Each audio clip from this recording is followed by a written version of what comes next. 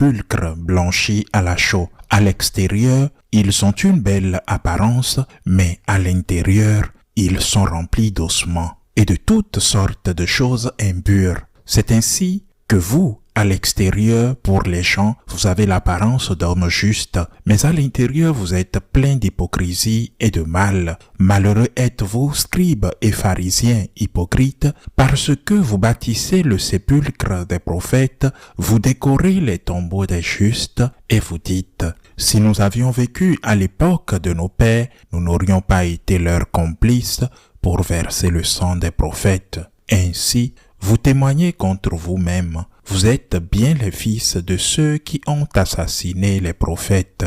Vous donc, mettez le comble à la mesure de vos pères. Acclamons la parole de Dieu.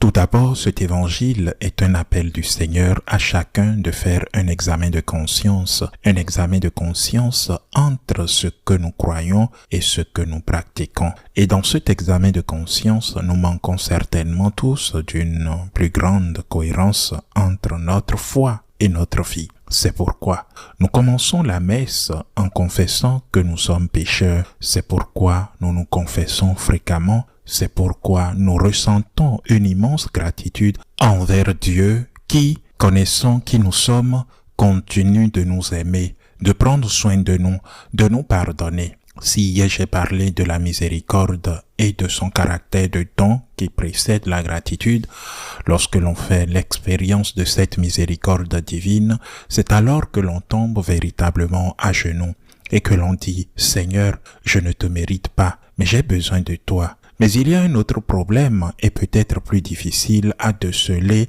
de celui-ci.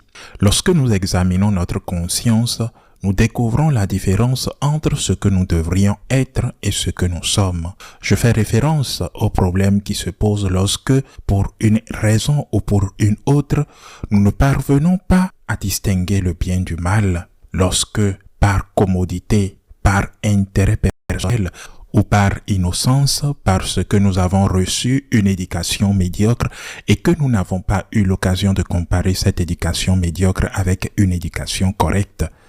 Nous ne savons plus distinguer le bien du mal. Que se passe-t-il alors? Eh bien, vous êtes comme le dit le Seigneur, un tombeau blanchi. Autrement dit, vous faites le mal et pourtant vous pensez faire le bien. Quand vous faites le mal et que vous le savez, il peut y avoir, si vous acceptez la grâce de Dieu, une possibilité de changement, de conversion. Quand on fait une erreur et qu'on sait qu'on l'a commise, on peut l'avouer. Il y a possibilité de conversion. Mais comment quelqu'un qui pense avoir bien agi peut-il avouer son erreur? Comment peut-il demander pardon?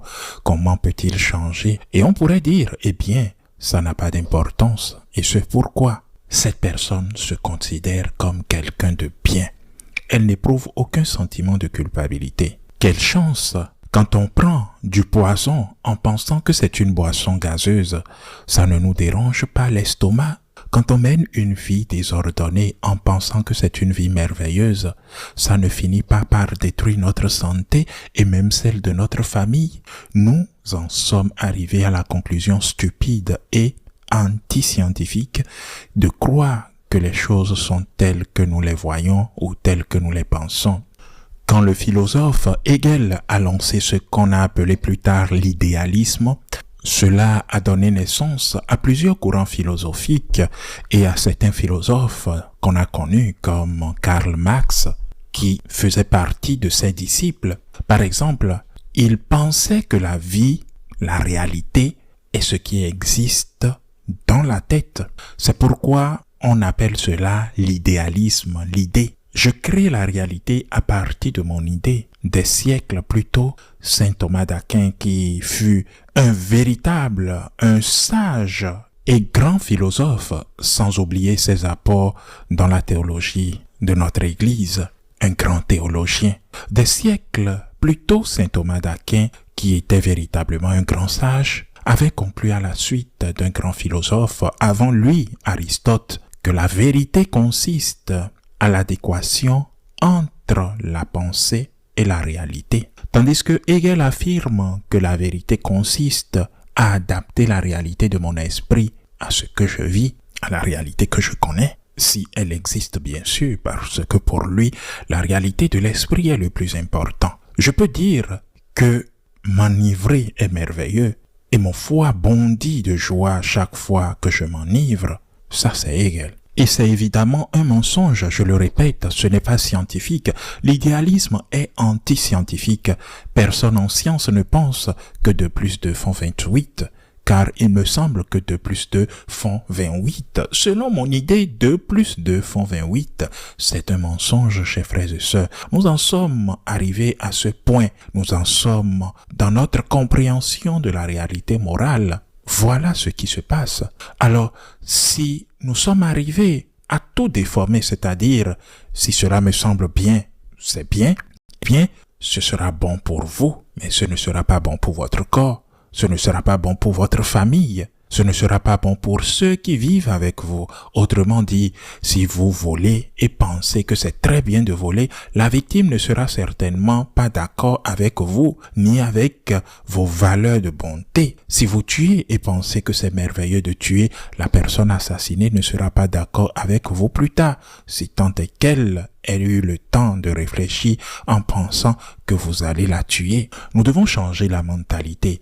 Nous l'avons accepté en science, alors pourquoi ne l'accepterions-nous pas en morale? Quand votre esprit, votre conscience, votre âme ne sont pas en accord avec la réalité, vous devenez un tombeau blanchi à la chaux, car l'extérieur n'est pas conforme à l'intérieur. Car extérieurement, vous vous croyez bon, mais intérieurement, vous êtes pourri. Extérieurement, vous osez même juger, condamner et attaquer ceux qui vous disent que ce n'est pas bien, car vous pensez qu'ils vous influencent et essaient de vous faire la morale. Mais attaqueriez-vous? Seriez-vous tout aussi agressif envers le médecin qui vous a dit que votre mode de vie nuisait à votre santé? Notre Seigneur est le Sauveur, mais le Sauveur non seulement du pardon, mais le Sauveur de nos péchés. Le Sauveur accomplit sa mission salvatrice en nous apprenant à distinguer le bien du mal, la lumière, le salut. Le Christ nous sauve par sa lumière, il est lumière. Le Christ nous sauve par sa parole, il est parole. Il nous sauve par son enseignement, il est enseignement. Tout comme un médecin qui commence à nous sauver lorsqu'il pose un diagnostic correct et prescrit le traitement adapté. Et si vous ne la suivez pas, c'est votre problème. Notre Seigneur est notre Sauveur parce qu'il nous dit la vérité. Il nous l'a dit avec amour, mais il nous donne aussi la force de marcher dans cette vérité et nous relève par sa miséricorde lorsque nous tombons. N'oublions pas cela et rendons grâce à Dieu. Profitons de l'enseignement du Christ qui est déjà salut. Ainsi soit-il.